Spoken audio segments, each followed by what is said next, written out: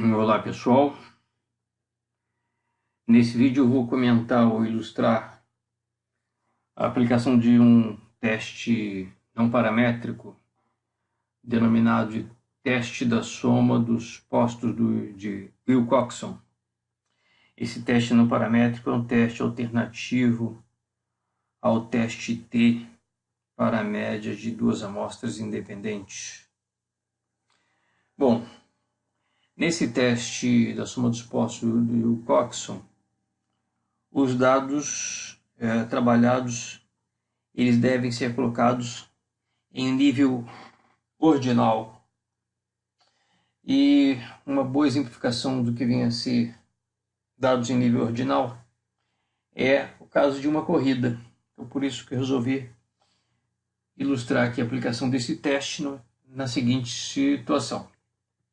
Bom, duas academias especializadas em treinamento para meia maratona são colocadas em comparação. De cada uma é retirada uma amostra aleatória de 6 corredores. A tabela mostra as colocações resultantes de uma corrida envolvendo os 12 atletas escolhidos.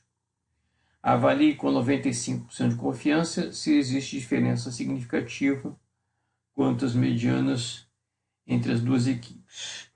Então, enquanto o teste T para a média de duas amostras independentes é um teste paramétrico, e no teste T nós comparamos as médias, o teste da soma dos postos de Wilcoxon é um teste não paramétrico, onde nós podemos comparar as medianas de duas amostras independentes. A colocação de corredores em uma corrida, ela resulta em valores ou dados que correspondem a ordens ou postos. Ou seja, a colocação dos corredores em uma corrida se traduz em uma variável em nível ordinal. Por que em nível ordinal? Porque temos uma ordem, obviamente, do primeiro para o segundo até o 12º, mas onde a distância entre o primeiro e o segundo não necessariamente é igual à distância entre o segundo e o terceiro e assim por diante. Por isso que não se trata de uma variável em nível intervalar. Os intervalos não têm tamanhos idênticos, mas se trata de uma variável em nível ordinal.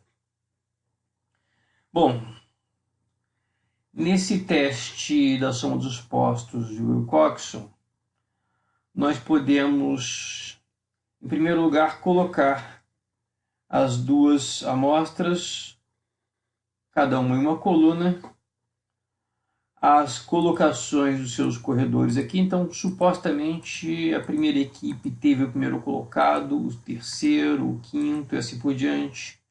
A segunda equipe teve o segundo, o quarto e o sexto, como se tivesse ocorrido uma alternância entre as duas equipes. Estes resultados são significativos de forma a podermos dizer que existe uma diferença significativa entre as duas equipes? Bom, para responder esse tipo de problema, nós podemos utilizar tabelas que são divulgadas, publicadas pela internet, e eu vou aproveitar de uma tabela retirada do livro de estatística do Levine. Eu tenho aqui um fragmento da tabela do livro do Levine para o teste da soma dos postos ou soma das classificações de Wilcoxon. Nessa tabela, eu alimento a tabela com o tamanho da amostra maior, é o N2, o tamanho da amostra menor, o N1. Neste caso, neste problema que estou apresentando aqui, eu tenho duas amostras de mesmo tamanho, mas poderiam ser tamanhos diferentes. As duas amostras têm o mesmo tamanho, 6.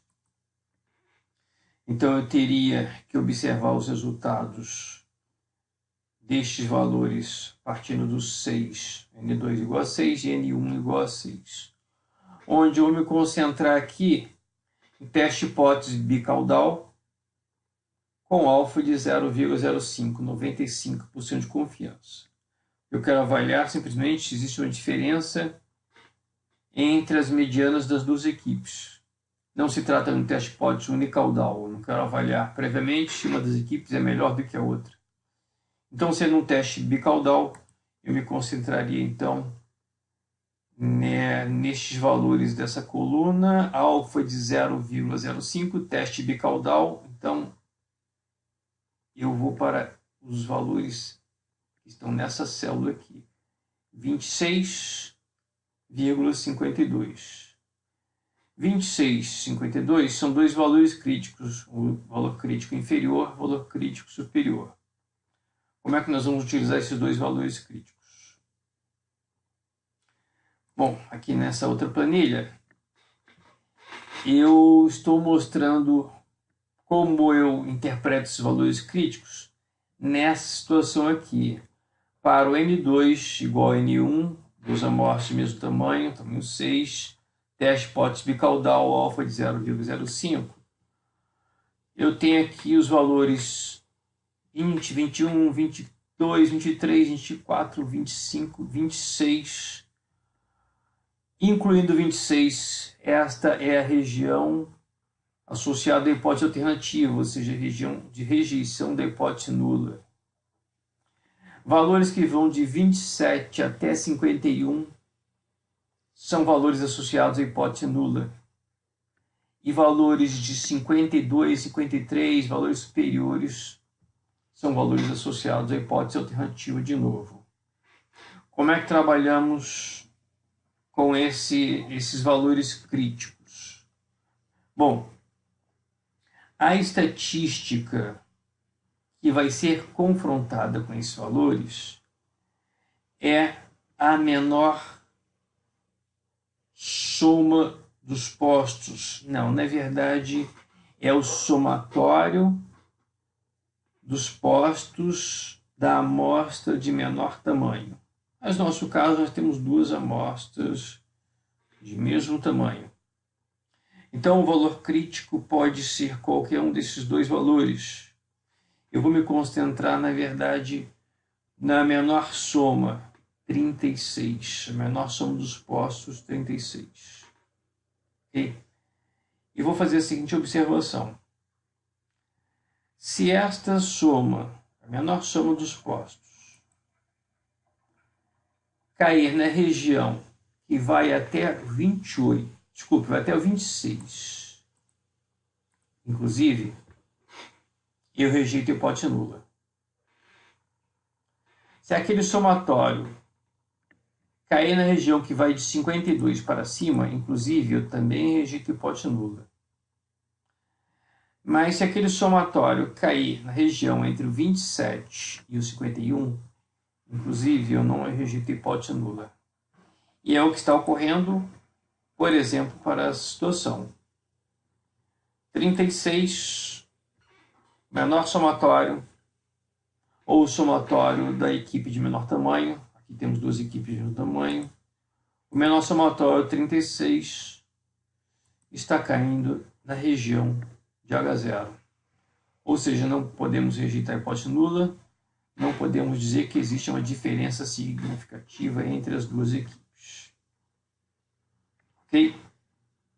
Mesmo que tenha ocorrido essa alternância, sempre um da equipe 1 chegando antes, imediatamente antes da equipe 2. Com essa alternância eu não consigo identificar diferenças significativas, pelo menos para amostras de tamanho 6. Mas eu vou ilustrar aqui com outras possibilidades, outras suposições de colocações. Então, por exemplo, se a equipe 1 tivesse tido o primeiro colocado, o segundo, o terceiro, o sétimo, o nono e o 11º, e se a equipe 2 tivesse tido o quarto, o quinto, o sexto, o oitavo, o 10º e o 12º, a estatística da soma dos postos do Wilcoxon seria o valor 33. E esse valor 33 continuaria caindo na região de H0. Não rejeitaríamos a hipótese nula. Ou seja, se as classificações da corrida tivessem sido essas, também não poderíamos afirmar a existência de uma diferença significativa entre as duas equipes. Porém, se o resultado da corrida tivesse sido este, equipe 1 tendo o primeiro, o segundo, o terceiro, o quinto, o sétimo e o oitavo colocados, e a equipe 2 tendo tido o quarto, o sexto, o nono, o décimo, 11º e 12º, a minha estatística da soma dos postos do Wilcoxon seria o valor 26. E o valor 26 cairia na região de H1. Esse valor 26 ele está aqui na tabela retirada do livro do Levine. Para um teste bicaudal, alfa de 0,05, duas amostras tamanho 6, 26 é o valor crítico inferior. Quando a minha estatística de Wilcoxon se iguala ao valor crítico, já é o suficiente para rejeitarmos a hipótese nula. Ok? Só para concluir, se nós tivéssemos um teste de hipótese unicaudal, a região de rejeição da hipótese nula seria maior.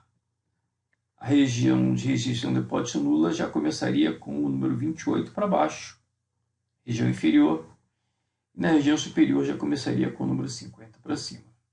Ok? Ou seja, no teste de hipótese unicaudal, teríamos mais chances de rejeitarmos a hipótese nula. Perfeito? Por enquanto é só. Um abraço.